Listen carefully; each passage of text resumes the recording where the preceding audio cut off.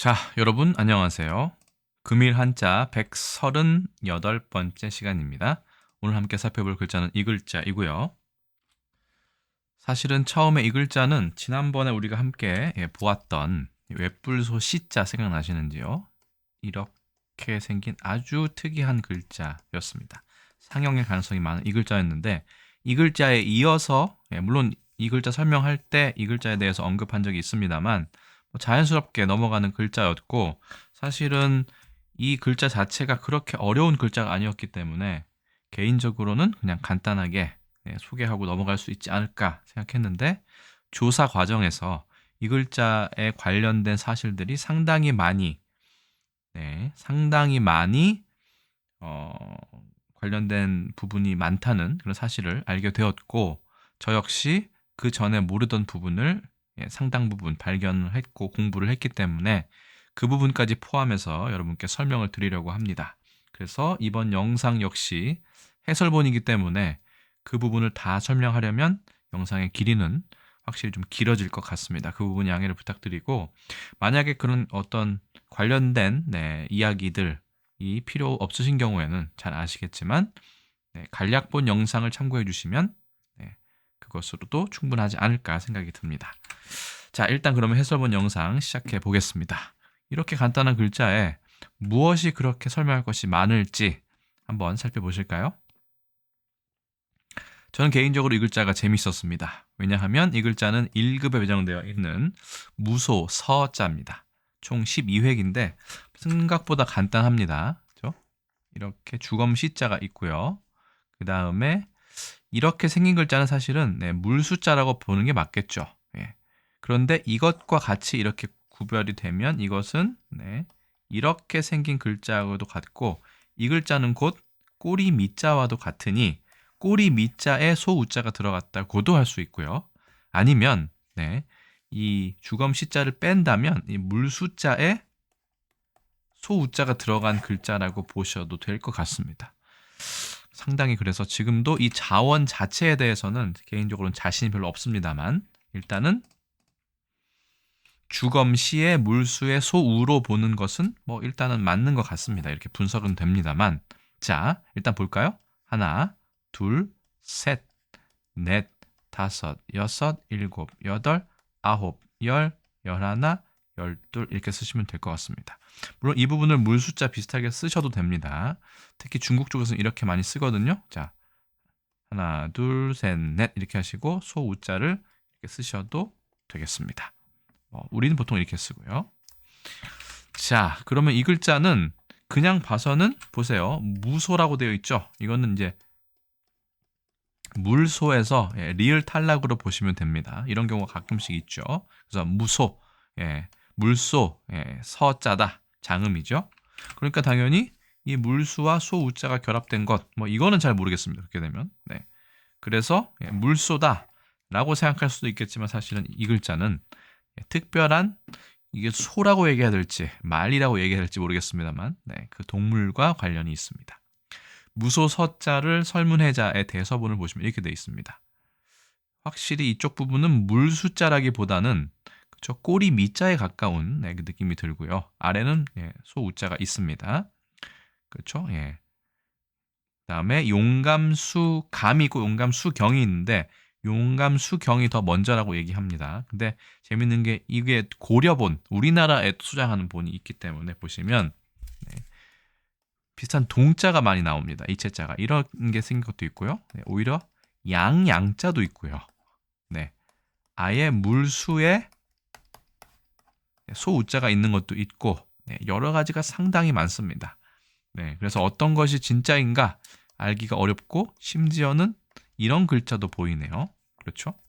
그렇게 됩니다. 무소 서자 장음으로 발음해야 되고 오경 문자에는 간단하게 음이 서로와 같다라고 되어 있습니다. 상당히 이 인쇄체이기 때문에 상당히 예쁘게 잘 찍혀 나온 것을 알 수 있습니다. 그렇죠? 이렇게 이어서 써도 되겠습니다. 자, 무소서. 과연 무소라는 것은 물소의 뜻일까요? 일단은 보겠습니다. 이 글자는 외뿔소 시자였죠. 이 글자와도 저는 개인적으로 연관이 크다고 생각하는데 설문해자를 보겠습니다. 이거는 진각본 같은데요. 확실히 선명하죠? 네. 남쪽 변방 바깥쪽에 쏘다 되어 있습니다. 판본에 따라서는 이 남역 남자가 없는 경우도 있고요. 그죠? 뿔 하나는 그죠? 코에 나 있고 다른 뿔 하나는 어디에 있죠? 정수리, 머리 정수리 쪽에 나 있는 그런 동물이다. 돼지와 비슷하다. 라고 되어 있습니다. 네.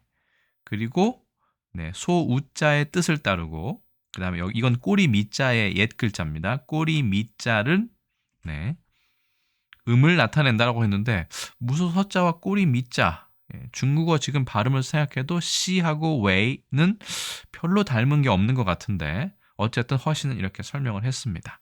그리고 반절법으로서 선계절이니까 발음은 셰다, 셰 이렇게 발음이 맞나요? 셰, 네 이렇게 되어 있습니다. 일단 설문에 이렇게 되어 있고요. 네. 참고로 이 글자 같은 경우는 네, 변방교도 되고 특급입니다. 구할 요도 되는데 여기서는 변방이니까 교가 되겠죠. 남쪽 변방의 바깥쪽이니까 훨씬 남쪽이라고 볼 수 있을 것 같습니다. 보통 이 무소를 코뿔소로 번역을 하니 이 코뿔소나 물소가 네, 북쪽보다는 남쪽에 훨씬 더 많다는 사실이 반영된 것으로 보이고 특히 예전에 청동기 시절 청동기라고 하면 네, 뭐 여러 가지 뭐 구분법이 있지만 일반적으로는 은나라 그러니까 상나라 때부터 그렇죠? 그다음에 춘추 시대까지를 이렇게 이르는 경우가 많으니 네, 이때는 중국의 대부분의 영토가 아열대였다는 설명이 있습니다. 그러니까 아열대보다 더 남쪽으로 내려가면 이건 열대에 가까울 수도 있었다는 추정이 가능하죠. 그렇기 때문에 충분히 중국의 남쪽, 국경의 남쪽에 코뿔소가 살았을 가능성이 없다라고는 할 수 없을 것 같습니다. 어쨌든 무소 서자 있고요. 이 무소는 물소에서 왔지만 우리말에서는 왔지만 물소와도 관련이 있는 것 같지만 실제로는 코뿔소 영어로는 rhino라고 얘기하죠. 에 해당한다 라는 설명입니다. 자, 이 물소 서자를 한어 대사전에 찾아보면 이렇게 되어 있습니다. 동물명이고 통칭은 서우라고 한다. 실제로 중국에서 중국어를 보면 시니오라고 하는 발음이 훨씬 더 자주 사용하고 이 단독으로 사용하는 경우는 많지 않습니다. 포유류이며 형체는 대략 소와 비슷하다. 그렇죠? 몸집은 비교적 큰 편이고 큰 편이다. 그리고 입 위에 입이라고 할까요? 입술이라고 해야 될까요? 네, 입 위쪽에 뿔이 1개 혹은 뿔이 2개가 있는 경우가 있다. 보통은 아프리카에는 뿔이 2개 있다고 하고요. 뒤에 설명드리겠지만 아시아 쪽 코뿔소는 뿔이 1개 있다고 얘기되어 있습니다. 그렇게 되면 또 외뿔소 시자가 생각이 나지만 어쨌든 계속 보겠습니다. 그리고 그 사이에는 뿔이 3개인 경우도 있다. 간혹 그런 게 있다는 얘기인 것 같아요. 그 다음에 피부가 두껍고 이것은 외뿔소 시자와랑 똑같네요. 그리고 매우 견고하다, 질기다 피부가 그렇죠. 그래서 갑옷으로도 많이 사용하고 뭐 그렇다고 했죠. 가죽이 뭐 상당히 견고해서 이건 쪼비니까 주름이 많다. 그리고 색깔은 약간 흑색이다. 그렇죠. 검은색에 가깝다. 그리고 이건 왜 제가 노란색으로 했는지 모르겠네요. 털이 극히 적다. 털이 거의 나지 않은 것처럼 생겼죠. 뒤에 사진을 보겠습니다.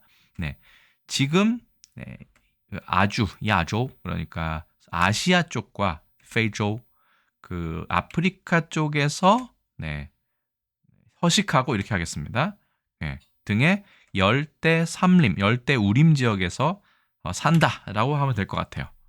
그리고 무소 시자는 좀 재밌는 게 중국에서는 특히 이 글자로도 많이 씁니다. 레이리.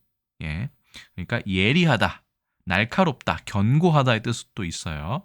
그래서 은작산의 한묘에서 발견된 죽간에 보면 손빈병법 병정이 있는데 여기에 이런 말이 있습니다. 화살 시자가 나옵니다. 이거 예전에 똥 시자 할 때 제가 설명드린 적이 있는 것 같아요. 네, 화살은 여기서 화살입니다. 똥 아닙니다. 그죠?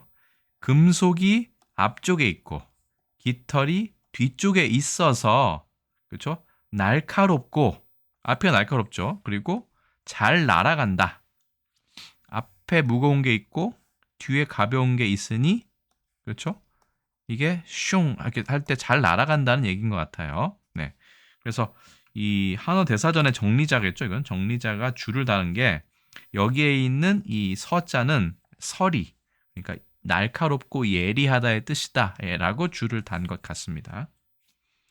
정리자 주라는 게 잘 모르겠어요. 아마 이 손빈 병법을 정리하는 사람이 줄을 단 것인지 아니면 한어 대사전의 편찬자가 단 것인지 모르겠는데 글쎄요. 둘 다 가능성이 있겠죠. 자, 어쨌든 이렇게 대사전에는 되어 있고 1번과 7번의 정의가 상당히 중요한 것 같아서 가져왔습니다. 지금도 중국에서는 네, 이렇게 시리라고 해서 날카롭다의 뜻으로 꽤나 자주 쓰입니다. 우리는 잘 안 쓰이는 것 같아요. 그러니까 물소, 코뿔소의 뿔이 상당히 날카롭다, 예리하다 라는 뜻으로 해석하면 되겠죠. 무소 서자에 갑골문, 금문, 그 다음에 소전을 보겠습니다. 갑골문은 이렇게 생겼습니다. 점점 더 알 수가 없습니다. 왜냐하면 이게 지금 사람이 이렇게 꿇어 앉거나 좀 누운 모양이거든요. 거기에 이제 찌르는 것 같은 소우자가 아닌 게 생겼습니다. 그렇죠? 이게 뿔이나 어떤 침 같은 느낌이 들죠. 예를 들어서 이 예전에 형벌기구였다고 하는 이 매울 신자도 여기에 좀 보이는 것 같습니다. 소의 모습인지 아닌지 모르겠는데 어쩌면 소가 있고 거기에 뿔이 이렇게 나은 걸 수도 있어요. 네. 어쨌든 근데 이것이 무엇인지는 알기 어렵습니다. 왜 이렇게 했는지 소가 이렇게 엎어져 있는 모습인지 뭔가 누워있는 모습인지 그렇죠? 원래는 이 주검시자가 뭐 시신의 뜻도 있지만 좀 구부정한 사람이나 아니면 구부정하게 앉아서 뭐 변을 본다던가 아니면 아예 엉덩이의 뜻을 나타낸 경우도 있죠. 이 코뿔소나 물소의 엉덩이가 상당히 강조되는 그런 느낌일 수도 있습니다. 그렇죠? 상당히 펑퍼짐한 어떤 그런 체형을 갖고 있기 때문에 그래서 소전은 이렇게 되어 있습니다. 갑골문, 금문, 소전인데 무언가 날카로운 것으로 뾰족 찌르는 듯한 느낌이 있기 때문에 날카롭다의 뜻으로도 잘 쓰이는 것으로 생각을 하고 있습니다. 물론 소도 있고요. 네. 자, 이것이 제가 보기엔 뿔이 두 개니까 아프리카의 코뿔소가 아닌가 생각이 듭니다. 근데 이거를 보면 또 제가 외뿔소 시자도 생각이 난다고 말씀을 드렸죠. 네, 뿔이 두 개가 있으니까. 근데 예전에 아시아에는 지금도 그렇지만 코뿔소에 뿔이 한 개만 있다고 하는데 글쎄요. 네. 그 부분은 다시 또 조금 더 조사를 해봐야겠습니다.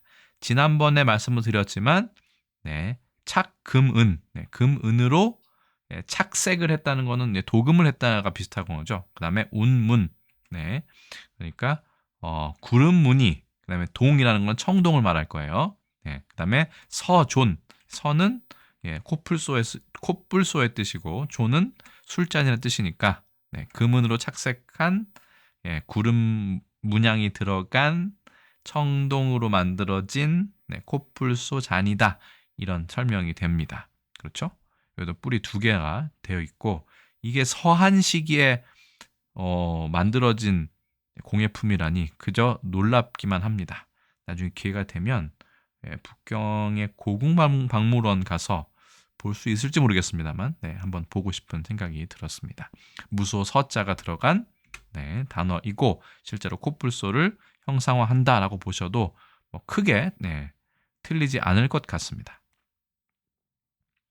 그러면 지난번에 설명드린 외뿔소 시자는 무엇이냐? 이거는 제가 말씀드린 것처럼 좀 전설상의 야수를 그린 것 같다라고 말씀드렸죠. 그래서 이게 뿔이 이렇게 두 개 있는 것을 나타낸 것이 아니냐라는 뜻을 저는 말씀을 드렸지만 확실하지는 않다라고 말씀을 드렸습니다. 브론토테리움과의 그죠? 예전에 멸종한 그런 동물의 모습을 한번 상상을 해보았습니다. 그래서 외뿔소 시자, 무소 서자 있는데 우리가 이 무소라는 말을 듣는 것은 물론 뭐 자동차도 있겠지만요. 일단 개인적으로 무소라고 하면 이게 먼저 생각났습니다. 공지영 씨의 소설이죠. 무소의 뿔처럼 혼자서 가라. 네. 최초의 불경인 숫다니파타, 숫다니빠따 뭐 이렇게 네, 숫다니빠따네요. 네. 이렇게 발음한다고 하는데 저는 자세히는 모르겠고요. 네, 그 구절 중에 일부에 이 그 문구가 포함되어 있다고 합니다. 그리고 영화화도 됐었죠. 네. 연소자 관람 불가. 상당히 오랜만에 보는 네, 그런 표현이네요. 연소. 그렇죠? 이런 뜻이겠죠? 네. 연령이 젊다, 어리다. 네, 연소자. 그렇죠? 네. 지금은 청소년 관람 불가, 뭐 19금 이렇게 얘기하는데 예전에 연소자 관람 불가라는 것이 있었다는 것을 네, 이걸 보고 다시 깨달았습니다. 자, 그래서 무소의 뿔처럼 혼자서 가라. 예, 소설도 영화도 제가 알기로는 흥행을 했다고 알고 있습니다. 그렇죠? 그래서 이게 과연 무슨 뜻이냐? 뭐 제가 뭐 자세하게 말씀을 드릴 수는 없지만 영어로도 이런 표현이 있었습니다. 그렇죠? Walk alone like 그렇죠? Rhinoceros. 네. Rhinoceros. 네, 상당히 이제 어려운데 보통 리노라고 라이노라고 많이 얘기하죠. 이걸 줄여서. 네. 근데 이 Rhinoceros 자체가 보시면 네, Rhini nose, Keras가 horn. 그러니까 코, 뿔이란 뜻입니다. 정말 제대로 번역을 한 것이죠. 코뿔소라는 말이. 우리가 가장 잘 번역한 것이 아닌가 싶습니다. 왜냐하면 네, 다 우리 순수 우리말이기 때문이죠. 그러고 보니까 무소보다는 네, 코뿔소라는 말, 무소도 뭐 괜찮습니다만 상당히 애착이 가는 네, 그런 네, 느낌이 있었고 그 전에 몰랐던 사실들도 좀 알게 되었습니다. 그래서 무소의 뿔이란 말은 없고 예, 그 코뿔소처럼 마치 코뿔소처럼 혼자 걸어가라라는 문구는 있는 것 같아요. 영어로 보자면. 그러니까 처음에는 무소의 뿔처럼 혼자서 가라가 무슨 뜻인지 몰랐지만 그냥 그렇게 묵묵하게 코뿔소처럼 돌격을 하듯이 앞으로 쭉 나아가라. 뭐 중변에 유혹에 굴하지 말고 이런 뜻이 아닐까 싶습니다만 또 그건 또 예, 불경에 해당하기 때문에 제가 잘 모르는 부분이라 예, 그냥 그 정도로 설명드리고 넘어가도록 하겠습니다. 어쨌든 영어로는 이렇게 쓰더라. Walk alone like rhinoceros라고 얘기를 하더라. 자, 그리고 이것도 제가 빠뜨릴 수 없죠. 예, 쌍용 자동차 중에 무쏘라고 있습니다. 지금은 제가 알기로는 단종됐을 거예요. 근데 이 무쏘가 사실은 뭐 그런 말은 없지만, 예, 이게 이 무쏘에서 왔겠죠? 코뿔소. 뭔가 맹렬한, 네, 맹렬한 그런 어떤 추진력, 네, 돌격, 예, 돌진력, 뭐 이런 거를 강조하다 보니까 보통은 순수 우리말로 그 아쉽게도 그렇죠? 차의 이름을 정하는 경우 별로 없는데 이 무소 같은 경우는 예, 이 무소에서 오지 않았을까 생각이 듭니다. 여러분 생각 어떠신가요? 네. 위키백과에 찾아봐도 왜 이 무소라고 지었는지에 대해서는 나오지 않는 것 같더라고요. 아마 맞을 것 같습니다. 이 부분이. 무소 서자에 예, 이체자는 은근히 별로 없습니다. 아까 말씀드린 것처럼 이거를 꼬리 미자의 옛 버전을 쓰고 이렇게 쓰는 게 맞겠네요. 소우자를 쓰는 경우도 있고 사실은 이런 글자도 만들 수 있겠죠. 예, 근데 이 글자는 없었고요. 예, 고자 중에 이런 글자가 있었는데 이 글자에 대한 네, 자원풀이는 제가 아직 찾지를 못했습니다. 이건 과연 무슨 뜻일까요? 이 고자도 저는 개인적으로 너무나 궁금합니다. 나중에 혹시 기회가 되면 네, 더 찾아보도록 하겠습니다만 혹시 알고 계시는 분이 있으시다면 이 글자가 과연 왜 코뿔소가 되었는지 알려주시기 바랍니다. 자, 이체자 같은 경우는 타이완 교육부 이체자 자전에 보면 상당히 많이 나와 있는데 다 거기서 거기인 것을 알 수 있습니다. 근데 과연 이게 왜 꼬리 미자에 하필이면 소우자가 들어간 이것도 이렇게 돼 있죠? 이거를 알 수가 없습니다. 저는 개인적으로. 코뿔소의 가장 큰 특징은 꼬리가 아니거든요. 그렇죠? 그래서 왜 이게 이렇게 됐는지, 뭐 중국의 자원풀이를 보니까 소 중에는 가장 큰 소이고, 예, 그렇기 때문에 네.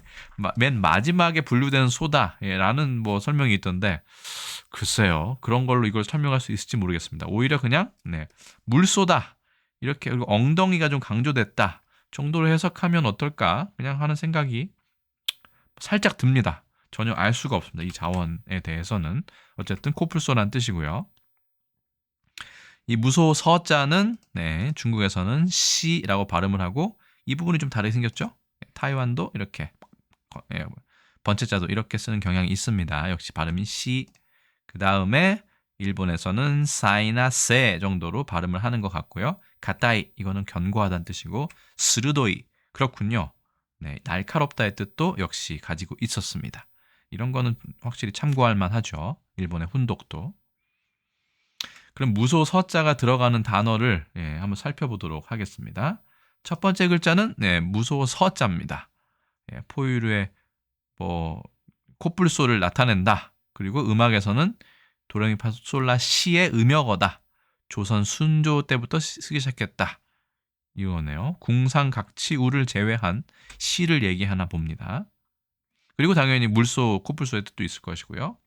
영서, 그렇죠? 뭔가 신령스러운 코뿔소다. 무슨 뜻일까요? 서대, 서대입니다. 조선시대 때 무소의 뿔로 장식한 어떤 허리띠 같은 걸 얘기하나 봐요. 그다음에 호서, 박의 속과 씨. 그 다음에는 서각, 코뿔소의 뿔. 한의학에서 쓰연 모양입니다. 재료로. 목서, 이 부분이 이제 많이 걸렸습니다. 사실은 목서. 제가 개인적으로 금목서라는 식물의 이름을 봤을 때 왜 이 서자가 쓰이는지 상당히 궁금했는데 여기에 대해서 알아보니까 꽤나 많은 내용이 조사가 되었습니다.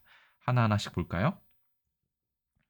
일단은 이 글자는 말씀드린 것처럼 무소 서자입니다. 포유류의 코뿔소과에 속하는 수마트라 코뿔소, 인도 코뿔소, 흰 코뿔소, 검은 코뿔소 따위를 통틀어 이르는 말. 코뿔소 상당히 발음도 어렵습니다만 보통 잿빛 갈색이고 다리가 짧고 살갗은 두꺼우며 털은 적다. 아까 설명한 그대로죠. 코위에 뿔이 있는데 인도에서 사는 것은 뿔이 하나, 아프리카에 사는 것은 두 개가 있다. 반드시 그런지는 잘 모르겠습니다. 일단 사전 설명 이렇게 돼 있고요. 서우라고 얘기하는데 그렇죠? 중국에서 특히 이렇게 많이 씁니다. 그렇죠? 서우라는 두 개의 글자를 조합해서 한 단어를 만드는데 우리는 서라고도 가끔 쓰는가 봐요. 코뿔소. 그리고 아까 말씀드린 것처럼 음악. 도레미파솔라 시의 음역어다. 조선 순조 때부터 쓰기 시작했다라는 게 있는데 그냥 참고만 하시면 될 것 같아요. 왜냐하면 음역어이기 때문에. 근데 재밌는 게 이 발음이 중국어로 시였죠. 우리는 서였고. 그래서 도레미파솔라 시 할 때 중국도 이 발음을 쓰지 않을까 생각이 듭니다만 제가 알기로는 현대 중국어에서 우리는 시죠. 영어로는 T라고 하는데 이 시의 발음이 이 무소 서자랑 발음이 똑같아요. 이 히자를 쓰거든요. 어쨌든 그런 발음에서 오지 않았나 싶긴 합니다만 아직은 알 길이 없습니다. 자, 그 다음 보시면 영서가 있습니다. 영험 있는 무소 뿔이다. 코뿔소다. 뭐 이렇게 알 수 있는데 무소뿔의 흰 줄무늬는 이게 잘 뭔지 모르겠어요. 뿌리에서 끝까지 통하며 뇌까지 통한다는 얘기인가요? 예민하게 감응한다는 뜻으로 그런가 봐요. 그렇게 좀 영험한 동물로 여겼던 모양입니다. 두 사람의 마음이 잘 통함을 비유적으로 이르는 말이다. 영서 1점 통. 영험한 무소뿔은 한 점은 서로 통한다. 이상은의 시 무제의 이 부분이 나온다고 하는데 한번 보겠습니다. 그렇죠? 당나라 만당이죠. 이상은의 시 무제 중에 이런 부분이 있다고 되어 있습니다. 그렇죠? 몸에는 채색 봉황의 두 날개는 없지만 마음에는 있다. 뭐가 있냐? 신령한 물소뿔 한 점으로 통한다. 개인적으로는 이게 가장 이해가 안 됐습니다. 무슨 흰색 줄이 있어서 이 뇌를 통과해서 다시 내려와서 연결된다. 무슨 말인지 잘 모르겠어요. 그런데 이런 부분이 또 있었습니다. 그렇죠? 이 영서는 신령한 짐승이다. 남주 박물지에 이르기를 서는 신이함을 지니고 있어서 뿔로서 그 신령함을 드러낸다. 예, 라고 하였다. 구설에는 그러니까 뿔로서 그 신령함을 드러낸대요. 무소의 뿔 속에 하얀 실 같은 것이 있어서 그것이 대뇌를 지나 뿔의 양끝을 이어준다고 한다. 여기서는 두 마음이 서로 통하는 것이 마치 양끝이 서로 통하는 무소뿔 같음을 말한 것이다. 라고 되어 있는데 그래도 잘 모르겠습니다. 좀 더 직관적인 설명은 없을까 찾아보았는데 마침 이런 설명이 있었습니다. 영서는 영묘한 무소뿔로 이를 태우면 밝은 빛을 낸다고 한다. 이거는 좀 뭔가 맞는 것 같아요.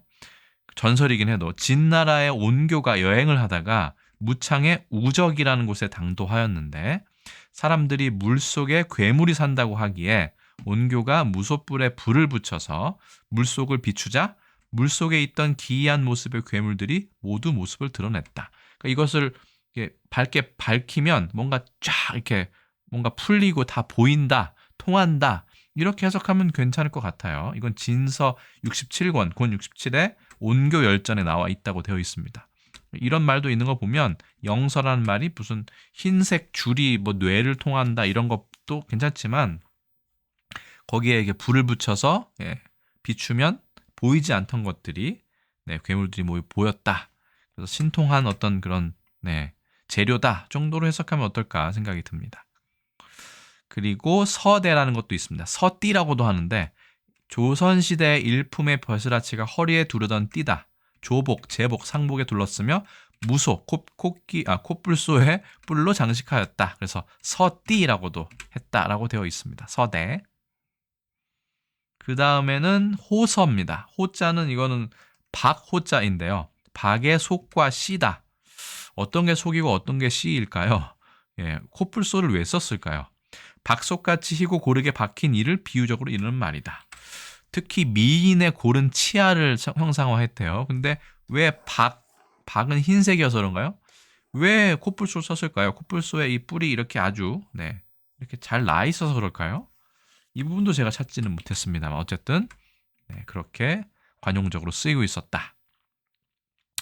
서각, 한의학인데 콧불소의 뿔을 한 방에서 이르는 말 상당히 귀했겠죠. 성질이 차서 해열제, 지혈제, 정신의 안정제로 쓰인다라고 되어 있습니다.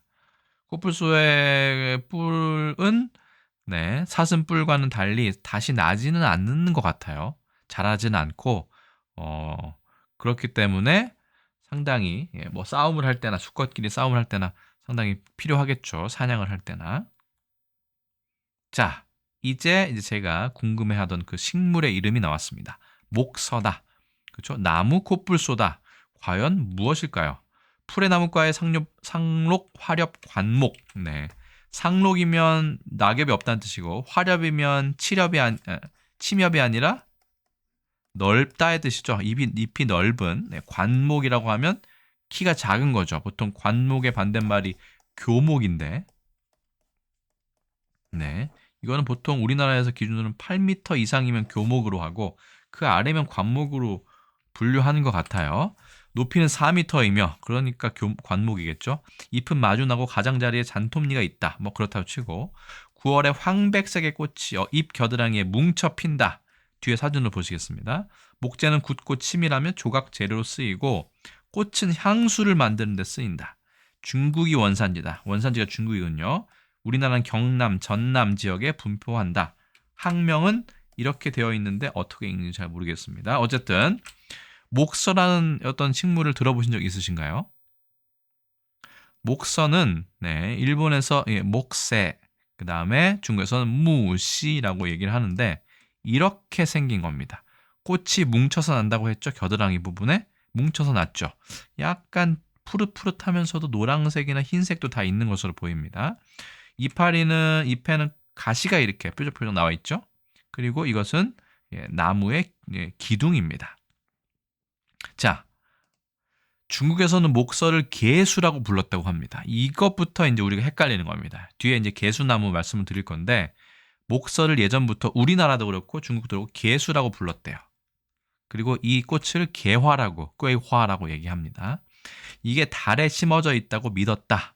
꽃을 개화. 지금도 중국에서는 꾀화라고 얘기합니다. 상당히 향이 좋아서 아까 향료, 향수를 만드는 데 쓴다고 했었죠.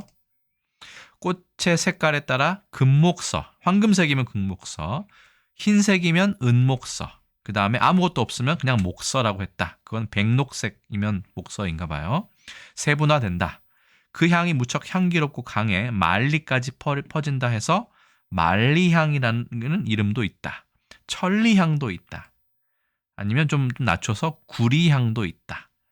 어쨌든 넓게 퍼지는 향이라는 거예요. 진짜 실제로 맡아보면 아시겠지만 향이 머리가 아플 정도로 상당히 강합니다. 이 목서가요. 특히 왜 이 서자가 들어갔느냐? 제가 보기에는 그리고 실제로도 몇몇 이 설명해 보면 이 기둥 부분이죠. 이 기둥의 이 껍질을 보십시오. 상당히 그 코뿔소의 그 어떤 좀 뭐라 그럴까요? 그 피부와 상당히 비슷하지 않습니까?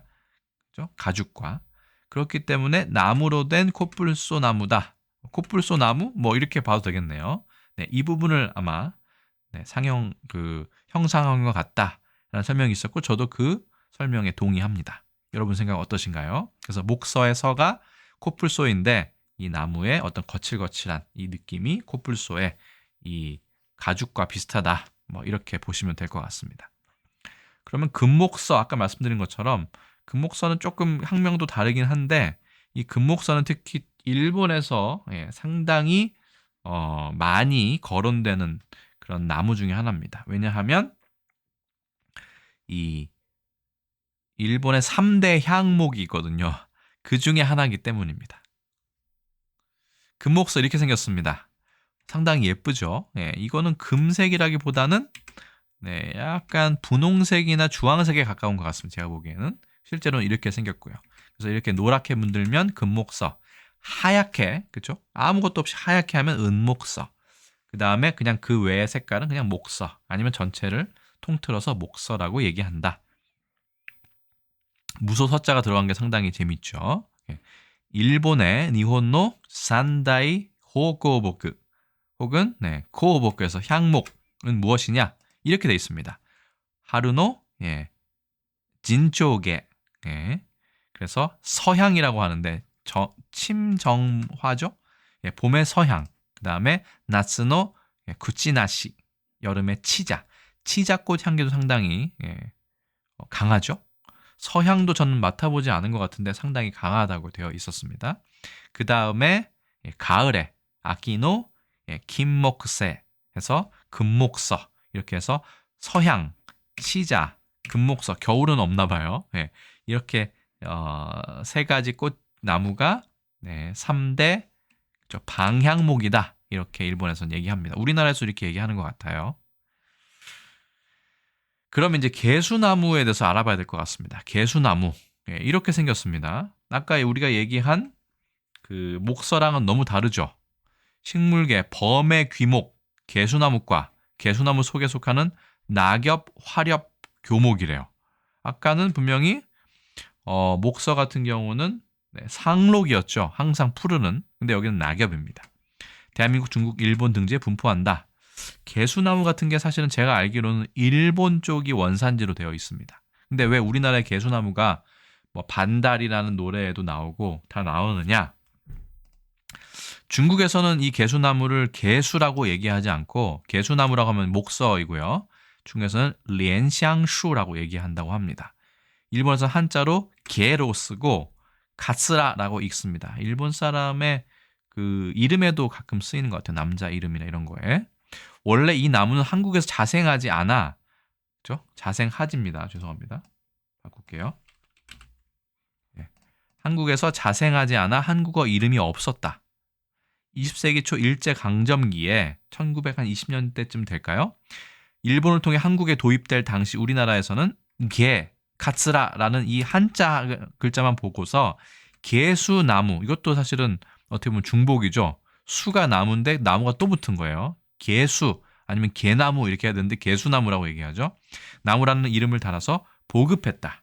문제는 국내에 이미 오래전부터 목서, 아까 말씀드린 목서 이 서예요. 개수라고 불리는 중국 유래의 나무가 있었다는 것. 향이 강하고, 그렇죠? 금목서, 은목서, 목서라고 불리는 그 코뿔소의 어떤 피부와 그죠? 그 껍질과 비슷한 그 나무였는데 일제 강점기에 카츠라가 들어오면서 이것을 개수나무와 혼동하기 시작한 거죠. 중국에서 유래한 옥토끼 설화, 이게 원래 중국에서 유래했다고 되어 있군요. 동요 반달, 뭐 개수나무 한 나무, 토끼 한 마리 할 때 그 반달이라는 동요가 있죠. 개수나무는 일본 유래의 개수나무가 아닌 목서를 지칭한다. 그렇군요. 네. 이 개수나무라고 하는 이 개수나무 잎이 둥글둥글한 거는 일본 쪽에만 있었던 그런 나무였던 것 같아요. 물론 한중일 삼국에 다 있었겠지만요. 명칭에 들어간 한자 때문에 계피가 개수나무의 껍질이라고 오해받는 경우도 있으나 계피는 엄연히 육개나무의 껍질이다라고 되어 있습니다. 너무 자세히 들어가면 또 복잡해지니까 그렇구나. 계피는 또 다른 나무의 껍질이구나 라고 보시면 될 것 같고요. 월계수와도 유사한 점이 있지만 실제로 있다고 되어 있습니다. 이것도 다른 식물이라고 되어 있습니다. 그래서 월계수는 농나무목이고 개수나무는 범의 귀목, 목서는 꿀풀목이다 이렇게 되어 있습니다. 네. 어쨌든 이렇게 월계수, 개수나무, 목서 세 개가 다 다르다. 종류가 다르다라고 볼 수 있겠습니다.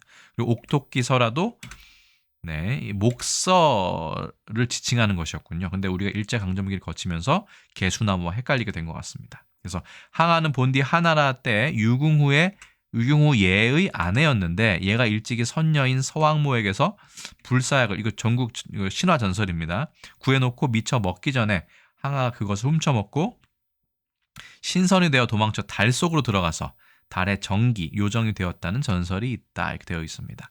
그러니까 그 개수나무가 그 안에 들어있다는 거예요. 토끼도 있고. 그리고 달 속에 오토끼가 있어 항상 불사약을 찍고 있다는 전설도 있다. 그죠? 200리바의 시 파주문월, 마조, 원유에 그러니까 술잔을 들고 달에게 묻다 이런 뜻입니다. 옥토끼는 봄이고 가을이고 불사약만 찢는다더니 항아는 외로이 지내며 누구와 이웃할꼬 이렇게 되어 있습니다. 그렇죠? 네, 옥토끼는 여기서 옥토입니다. 위토. 네. 어쨌든 중국이 진짜고 그 옥토끼와 더불어 나오는 개수나무는 개수나무가 아니라 목서다 이렇게 보시면 될 것 같습니다. 이제 마지막으로 중국의 요리를 하나 소개해 드릴 것인데 이것도 개인적으로 왜 이런 이름이 붙었는지 전혀 모르다가 이 무소 서자와 관련된 글자를 이제 조사하면서 알게 되었습니다. 중국어에 무쉬단이 있습니다. 계란과 그 모기버섯 있죠. 모기버섯. 나무에 귀처럼 달려 있다 해서 목입니다. 모기. 앵앵거리는 모기가 당연히 아니고요. 모기버섯. 이걸 넣고 이제 계란을 한 건데 왜 이렇게 얘기를 했는지 항상 궁금했습니다. 그런데 무쉬 이 수염 숫자도 되고 모름지기 숫자도 되는 이 글자가 사실은 나무 목자가 있는 개수나무 서자의 잘못이라고 되어 있습니다. 중국 사전에 보면요. 그러니까 사실은 목서 계란인 거죠. 목서 계란이 무엇이냐? 한번 보실까요? 나무 목이 있어도 되고 없어도 됩니다.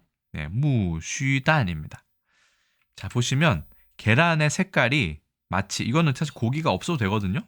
그냥 이 모기버섯하고 계란만 있어도 돼요. 물론 다른 뭐 양념도 있어도 되지만 계란 색깔이 마치 금목서와 비슷하다라고 해서 이 무소 서자가 들어간 겁니다. 죄송합니다. 기침이 나왔습니다. 자, 그래서 이 계란의 색깔과 금목서랑 비슷하기 때문에 은목서도 아니고 그냥 목서도 아니죠. 금목서 색깔과 너무 닮았기 때문에 이런 이름을 지었는데 그게 한자가 잘못 전파되면서 이런 모름지기 숫자가 들어간 것이죠. 사실은 무쉬 자오단이라고 하면 여기에는 뭐 고기는 안 들어가도 됩니다. 왜냐하면 그쵸? 금목서의 색깔인 계란이 있으면 되고요. 모기버섯의 이 목도 있으면 되기 때문에 짜장무쉬 자오단이라고 하면 이런 요리가 되는 것입니다. 나중에 중국에 가보시면 뭐 여러 가지가 뭐 있죠.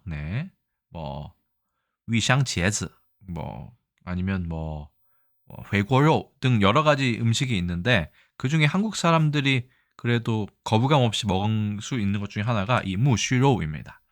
한번 나중에 기억해 두셨다가 물론 한자는 다르지만 네, 이것도 한번 시켜서 주문해서 드셔보시면 어떨까 생각이 듭니다. 무슈로우가 있죠. 중국에서 이 육자만 들어가면 이건 당연히 돈육입니다.